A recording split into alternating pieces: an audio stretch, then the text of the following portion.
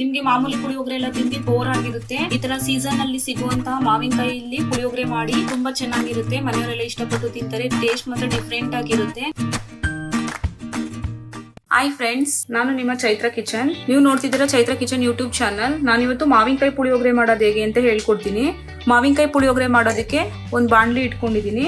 ಬಾಣಲಿಗೆ 2 table spoon ಕಡಲೆಬೇಳೆ ಸೇರಿಸ್ಕೊಳ್ತಾ ಇದ್ದೀನಿ. 1 ಟೇಬಲ್ ಸ್ಪೂನ್ ಉದ್ದಿನ ಬೇಳೆ ಸೇರಿಸ್ಕೊಳ್ತಾ ಇದ್ದೀನಿ.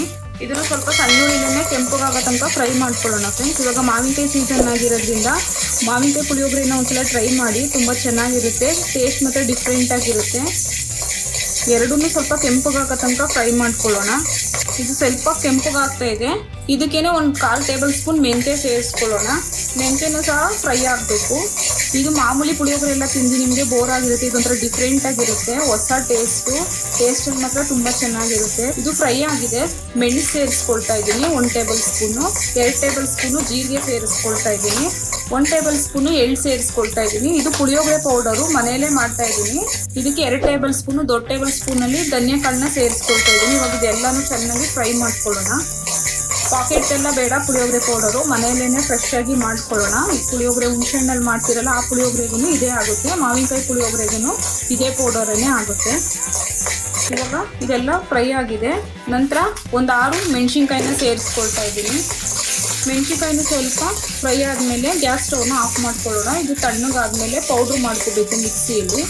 ಫ್ರೆಂಡ್ಸ್, ನಾನು ಈ ಥರ ಗಿಣಿ ಮಾವಿನಕಾಯಿ ತೊಗೊಂಡಿದ್ದೀನಿ. ಅದರಲ್ಲಿ ಅರ್ಧನ ಮಾತ್ರ ಕಟ್ ಮಾಡಿ ಇಟ್ಕೊಂಡಿದ್ದೀನಿ. ಸಣ್ಣಕ್ಕೆ ಈ ಥರ ಪೀಸಸ್ ಮಾಡಿ ಇಟ್ಕೊಂಡಿದ್ದೀನಿ. ಇದನ್ನು ಮಿಕ್ಸಿ ಜಾರಿಗೆ ಹಾಕಿ ನುಣ್ಣಗೆ ರುಬ್ಕೋಬೇಕು. ಈ ಥರ ಗಿಣಿ ಮಾವಿನಕಾಯಿ ತಗೊಳ್ಳಿ, ತೀರಾ ಹುಳಿನೂ ಇರಲ್ಲ, ಟೇಸ್ಟ್ ಮಾತ್ರ ಚೆನ್ನಾಗಿ ಬರುತ್ತೆ.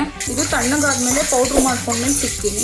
ತಣ್ಣಗಾದ್ಮೇಲೆ ಪುಡಿ ಮಾಡ್ಕೊಬಂದಿದ್ದೀನಿ. ಈ ಥರ ಪೌಡ್ರ್ ಮಾಡ್ಕೊಂಡಿದ್ದೀನಿ ನುಣ್ಣಗೆ.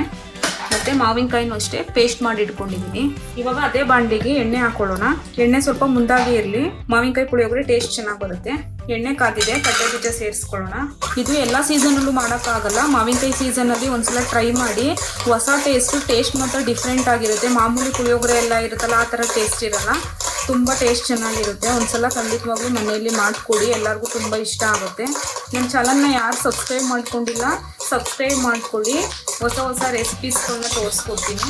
ಇದು ಫ್ರೈ ಆಗಿದೆ. ಸಪ್ರೇಟ್ ಎತ್ತಿಟ್ಕೊಳ್ಳೋಣ. ಒಟ್ಟಿಗೆನೆ ಹಾಕಿಬಿಟ್ರೆ ಕಡಲೆ ಬೀಜ ಮೆತ್ತಗಾಗ್ಬಿಡುತ್ತೆ. ಇದು ರೈಸ್ ಜೊತೆ ಕಲಸುವಾಗ ಹಾಕೊಂಡು ತಿಂದರೆ ಗರಿಯಾಗಿ ಚೆನ್ನಾಗಿ ಮಧ್ಯದಲ್ಲಿ ರೈಸ್ ಜೊತೆ ಸಿಕ್ಕರೆ ತಿನ್ನೋಕ್ಕೆ ಚೆನ್ನಾಗಿರುತ್ತೆ. ಇವಾಗ ಸಾಸಿವೆ ಸೇರಿಸ್ಕೊಳ್ತಾ ಇದ್ದೀನಿ. ಒಣಮೆಣಸಿನ್ಕಾಯಿ, ಬೆಳ್ಳುಳ್ಳಿ, ಕರ್ಬೇವಿನ ಸೊಪ್ಪು 3 ಒಗ್ಗರಣೆಗೆ ಸೇರಿಸ್ಕೊಳ್ತಾ ಇದ್ದೀನಿ. ಇವಾಗ ಅದು 3 ಎಣ್ಣೆಲಿ ಸಿಡಿದ ನಂತರ ಮಾವಿನಕಾಯಿ ಪೇಸ್ಟ್ನ ಸೇರಿಸ್ಕೊಳ್ತಾ ಇದ್ದೀನಿ. ಇದನ್ನೇನು ಜಾಸ್ತಿ ಹೊತ್ತು ಎಣ್ಣೆಲಿ ಫ್ರೈ ಮಾಡ್ಕೋಬೇಕಂತ ಏನಿಲ್ಲ. ಮಾವಿನಕಾಯಿದು ಹಸಿ ವಾಸನೆ ಹೋಗೋ ತನಕ ಸ್ವಲ್ಪ ಹೊತ್ತು ಮಾತ್ರ ಫ್ರೈ ಮಾಡ್ಕೊಂಡ್ರೆ ಸಾಕು. ಸ್ವಲ್ಪ ಅಡುಗೆ ಅರಿಶಿನ ಸೇರಿಸ್ಕೊಳ್ಳಿ. ಹುಣಸೆಹಣ್ಣು ಬದಲಿಗೆ ಈ ಮಾವಿನಕಾಯಿ ಪ್ಯೂರಿನ ಹಾಕ್ತಾ ಇರೋದು ಅಷ್ಟೇ. ಟೇಸ್ಟ್ ಮಾತ್ರ ತುಂಬ ಚೆನ್ನಾಗಿರುತ್ತೆ. ಈ ಪೌಡರ್ನ ನೀವು ಮಾಮೂಲಿ ಪುಳಿಯೋಗರೆ ಮಾಡ್ತಿರಲ್ಲ, ಅವಾಗ ಹುಣಸೆಹಣ್ಣನ್ನ ಕಿವುಚ್ಬಿಟ್ಟು ಈ ಥರ ಹುಣಸೆಹಣ್ಣನ್ನ ಬೇಯಿಸ್ಬಿಟ್ಟು ಪೌಡರ್ನ ಹಾಕೊಂಡ್ರೆ ಮಾಮೂಲಿ ಪುಳಿಯೋಗರೆ ಆಗುತ್ತೆ. ಇದು ಮಾವಿನಕಾಯಿ ಪುಳಿಯೋಗರೆ, ಅದರಿಂದ ಮಾವಿನಕಾಯಿನ ಪ್ಯೂರಿ ಮಾಡಿ ಹಾಕ್ತಾ ಇದ್ದೀನಿ. ಇವಾಗ ಇದನ್ನ ಒಂದು 2 ಟೇಬಲ್ ಸ್ಪೂನ್ ಸೇರಿಸ್ಕೊಳ್ಳೋಣ. ಇದನ್ನ 1 ತಿಂಗಳು ಬೇಕಾದರೂ ಇಟ್ಕೋಬೋದು. ಏರ್ ಕಂಟೈನರ್ಗೆ ಹಾಕಿಟ್ರೆ ಈ ಪೌಡರು ಚೆನ್ನಾಗಿರುತ್ತೆ. 1 ತಿಂಗಳು ಬೇಕಾದ್ರೆ ಸ್ಟೋರ್ ಮಾಡಿ ಇಟ್ಕೋಬೋದು. ಈ ಮಾವಿನಕಾಯಿ ಪುಳಿಯೋಗರೆ ಗೊಜ್ಜನ್ನ ನೀವು 1 ವಾರ ಇಟ್ಕೊಂಡು ತಿಂದ್ರೂ ಕೆಡಲ್ಲ. ಮಾವಿನಕಾಯಿದು ಹಸಿ ವಾಸನೆ ಎಲ್ಲ ಹೋಗಿದೆ. ಇವಾಗ ಇದಕ್ಕೆ ಒಂದು 2 ಟೇಬಲ್ ಸ್ಪೂನು ಪುಳಿಯೋಗರೆ ಪೌಡರ್ನ ಸೇರಿಸ್ಕೊಳ್ತೀನಿ. ರುಚಿಗೆ ಎಷ್ಟು ಬೇಕೋ ಅಷ್ಟು ಉಪ್ಪು. ನೋಡಿ ಎಷ್ಟು ಈಸಿಯಾಗಿ ಮಾವಿನಕಾಯಿ ಪುಳಿಯೋಗರೆ ರೆಡಿ ಆಯಿತು ಅಂತ. ಇದು ಇವಾಗ ಆಗಿದೆ. ಇದನ್ನು ಸ್ವಲ್ಪ ಗೊಜ್ಜನ್ನ ಎತ್ತಿಟ್ಬಿಟ್ಟು ರೈಸ್ ಜೊತೆ ಕಲಿಸ್ಬಿಟ್ಟು ತೋರಿಸ್ಕೊಡ್ತೀನಿ ಫ್ರೆಂಡ್ಸ್. ಸ್ವಲ್ಪ ಗೊಜ್ಜನ್ನ ಎತ್ತಿಟ್ಕೊಳ್ತೀನಿ. ನಾನು ರೈಸ್ನ ಮಾಡಿ ತಣ್ಣಗಾಗಕ್ಕೆ ಇಟ್ಕೊಂಡಿದ್ದೆ. ಇವಾಗ ರೈಸ್ನ ಸೇರಿಸ್ಕೊಳ್ತಾ ಇದ್ದೀನಿ. ನೀವು ಮಾಮೂಲಿ ಮನೇಲಿ ಯಾವ ರೈಸ್ ಯೂಸ್ ಮಾಡ್ತೀರೋ ಅದೇ ರೈಸ್ನ ತೊಗೊಳ್ಳಿ. ಅದೇ ರೈಸಲ್ಲಿ ರೈಸ್ ಮಾಡಿ ಇಟ್ಕೊಂಡಿದ್ದೀನಿ. ಅನ್ನನ ಸ್ವಲ್ಪ ಉದ್ದುದ್ರಾಗಿ ಮಾಡಿ ಇಟ್ಕೊಳ್ಳಿ. ಇದಕ್ಕೆ ಬೇಕಾದ್ರೆ ನೀವು ಒಣ ಕೊಬ್ಬರಿ ತುರಿನ ಸೇರಿಸ್ಕೋಬೋದು. ಗೊಜ್ಜೊಳಗಡೆ ಸೇರಿಸ್ಕೊಬಿಡ್ಬೇಡಿ, ಜಾಸ್ತಿ ದಿನ ಸ್ಟೋರ್ ಮಾಡೋಕ್ಕಾಗಲ್ಲ. ಕೊಬ್ಬರಿ ಹಾಕೋದ್ರಿಂದ ಸ್ವಲ್ಪ ಬೇಗ ಕೆಡೋ ಚಾನ್ಸಸ್ ಇರುತ್ತೆ. ನೀವು ರೈಸ್ ಮಾಡಿ ಇವಾಗ ಕಲಿಸ್ಕೊತಿರ್ತೀರಲ್ಲ, ಅವಾಗ ತುರಿದ್ಬಿಟ್ಟು ಮೇಲೆ ಹಾಕ್ಕೊಡಿ, ಟೇಸ್ಟ್ ಚೆನ್ನಾಗಿರುತ್ತೆ. ನೋಡಿ ಫ್ರೆಂಡ್ಸ್, ಎಷ್ಟು ಈಸಿಯಾಗಿ ಮಾವಿನಕಾಯಿ ಪುಳಿಯೋಗರೆ ರೆಡಿ ಆಯಿತು ಅಂತ. ಇದಕ್ಕೆ ಕೊತ್ತಂಬರಿ ಸೊಪ್ಪನ್ನು ಸೇರಿಸ್ಕೊಳ್ತೀನಿ ಲಾಸ್ಟಲ್ಲಿ. ಟೇಸ್ಟಿಯಾದ ಮಾವಿನಕಾಯಿ ಪುಳಿಯೋಗರೆ ರೆಡಿ ಆಗಿದೆ. ಈ ವಿಡಿಯೋ ಇಷ್ಟ ಆದರೆ ಲೈಕ್ ಮಾಡಿ, ಶೇರ್ ಮಾಡಿ, ಸಬ್ಸ್ಕ್ರೈಬ್ ಮಾಡ್ಕೊಳ್ಳಿ. ಮತ್ತೆ ಸಿಗ್ತೀನಿ ಇನ್ನೊಂದು ರೆಸಿಪಿ ಒಂದಿಗೆ. ನಾನು ನಿಮ್ಮ ಚೈತ್ರ ಕಿಚನ್.